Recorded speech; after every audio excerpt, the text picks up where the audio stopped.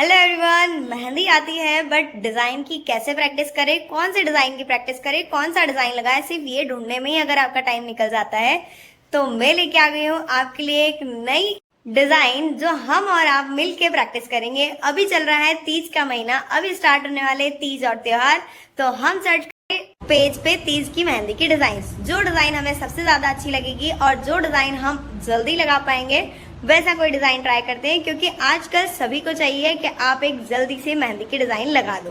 तो वही डिजाइन हम बनाएंगे जो हमारे क्लाइंट्स पसंद करते हैं, जो हमारे क्लाइंट्स को पसंद आ सकती है। तो चलिए स्टार्ट करते हैं आज की मेहंदी की प्रैक्टिस।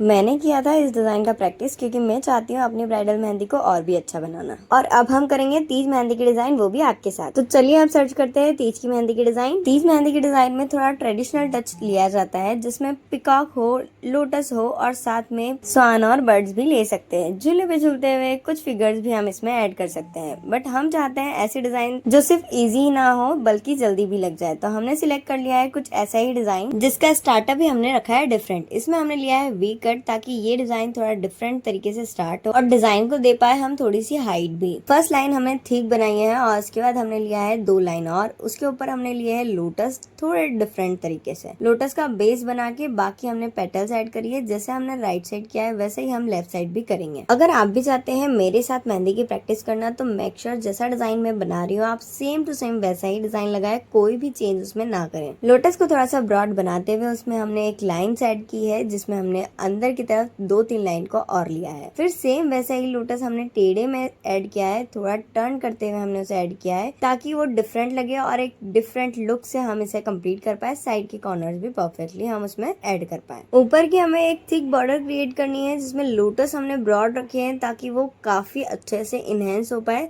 स्टार्टअप में थोड़ा डिजाइन बड़ा रखूंगे, काफी अच्छा लगेगा। जो मेहंदी की डिजाइन में बना रही हूँ वो डेफिनेटली डार्क लुक देगी, बट स्टार्टिंग हमें लाइट करनी होती है ताकि हम बेस बहुत सुंदर तरीके से क्रिएट कर पाए। लोटस के पास मैंने कली ऐड करते हुए उस स्पेस को प्रॉपर फिल किया है। फिल करते वक्त आपको थिक प्रेशर का यूज करना है, जिस तरह से मैं कर रही हूँ। मेक श्योर कि आप इसमें बिल्कुल चेंज नहीं करेंगे। अगर आपका थोड़ा सा भी चेंज होता है तो पूरा डिजाइन डिफरेंट हो जाएगा। इतना कंप्लीट होने के बाद हमें जाना है थिक बॉर्डर के ऊपर। लोटस के ऊपर वाला बेस भी थोड़ा सा खाली है, तो वहां पे भी हम लाइंस ऐड करते हुए उसका बेस बनाएंगे। साइड में हमने कली ली है ताकि वो भी फील हो जाए। साथ ही लोटस के अंदर लाइंस लेते वक्त हमें ये ध्यान रखना है कि वो बहुत लाइट प्रेशर से ले ताकि बहुत डार्क ना हो। ये पूरे एरिया को कवर करते हुए हमने साइड में वापस से एक लोटस के डिजाइन को लिया है, ताकि वो साइड वाला जो एरिया है वो काफी बड़ा था। लोटस अगर हम लेंगे तो काफी अच्छे से कवर हो जाएगा। जगह के हिसाब से डिजाइन लेने से हमें कटिंग थोड़ी सी कम करनी पड़ती है, स्पेस हमारी कम खाली रहती है, डिजाइन हमें लिमिटेड ही उठानी रहती है। किसी भी डिजाइन को क्रिएट करने के पहले आपको ये पता होना चाहिए कि आपका क्लाइंट आपसे क्या डिमांड कर रहा है।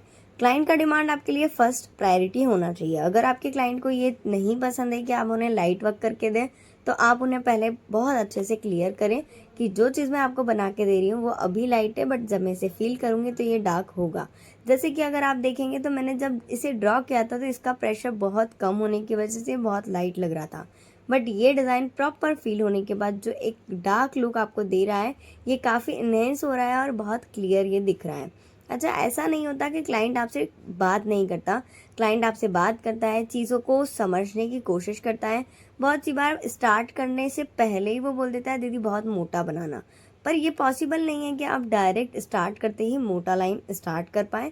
ये सबसे पहली मिस्टेक होती है एक बिगनर आर्टिस्ट की।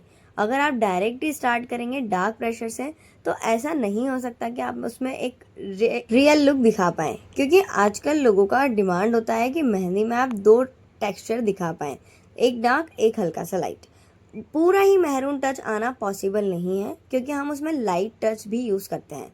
जैसे हम जो स्केलप्स अभी यूज़ कर रहे हैं और एंडिंग बेल्ट के लिए हमने हम्स के डिज़ाइन को यूज़ किया, ये वाला डिज़ाइन और ये एरिया सिर्फ इतना सा लाइट रहेगा, बट जहाँ मैं थिक बॉर्डर यूज़ कर रही हूँ और सिंगल लाइन यूज़ कर रही हूँ वहाँ पे मेरा टेक्सचर और कलर दोनों ही डिफरेंट लगेगा।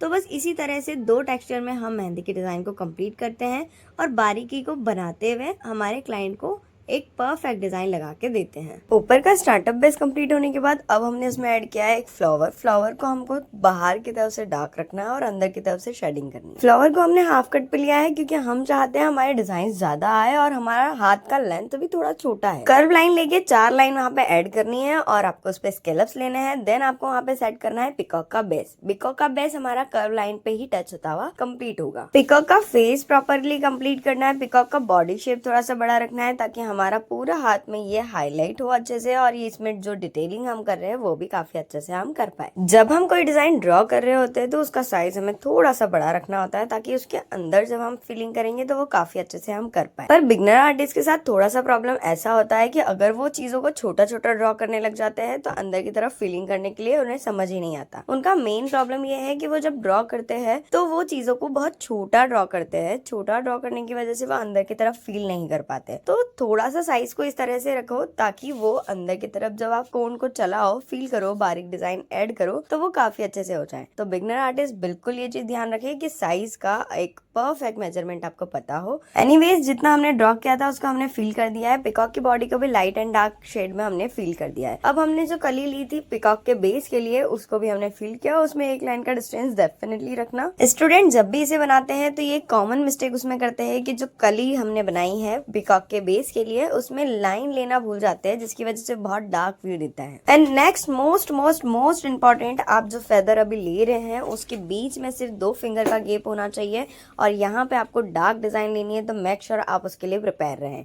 हमने हथेली में जो हमारी फर्स्ट फिंगर है वहां पे हमारी डिजाइन खत्म होनी चाहिए, इसलिए हमने वहां पे फ्लावर क्रिएट किया। फ्लावर का साइज मैंने 3 फिंगर के बराबर रखा है। अगर आप भी इस साइज का रखना चाहते हैं तो डेफिनेटली वो हो सकता है। अगर आप चाहे तो 2 फिंगर का भी आपका पूरा फ्लावर आप रख सकते हैं।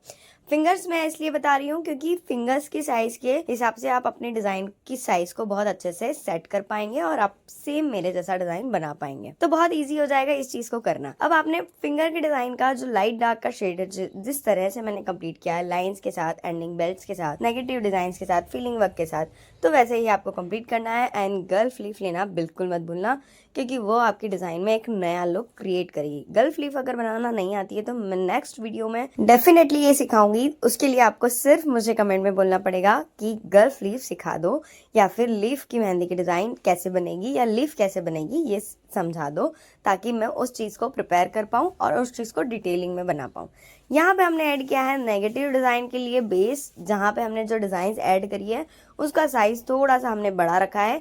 ओवरऑल नेगेटिव डिजाइन में डिजाइन ज्यादा होती है, इस चीज का आप ध्यान रखें क्योंकि डिजाइन ज्यादा होगी तभी ये डिजाइन अच्छा लगेगा। नॉर्मली आप लोग जो गलती करते हैं वो होता है नेगेटिव डिजाइन में डिजाइन को कम लेना। एंड अब बाकी बची हुई जगह को हम डार्क फिल कर देंगे जिस तरह से मैं कर रही हूँ। प्लीज आप सेम वैसे ही तरीके का यूज करें। नॉर्मली हम अगर वहाँ पे लाइट सा फील करते हैं तो वो इतना अच्छे से हाईलाइट नहीं हो पाता। थिक प्रेशर ही होना चाहिए। अब मैं जितना भी काम करूंगी वो मोस्टली थिक प्रेशर वाला ही करूंगी।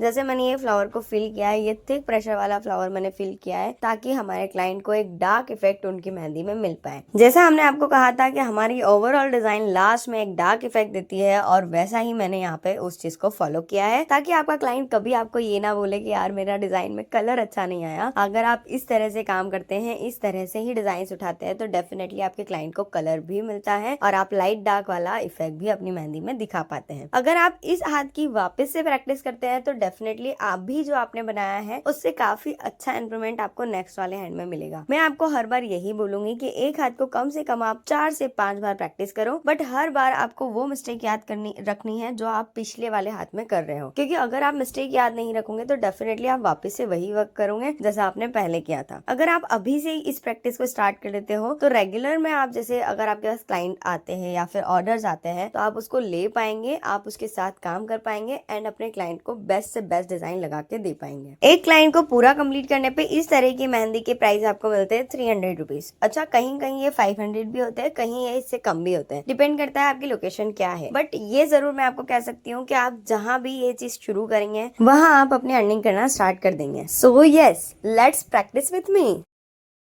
Guys, तो आज की हमारी प्रैक्टिस डन है और इस तरह की और प्रैक्टिस करने के लिए जल्दी से पेज को सब्सक्राइब कर लो, क्योंकि इस तरह की प्रैक्टिस हम रेगुलर करते रहेंगे।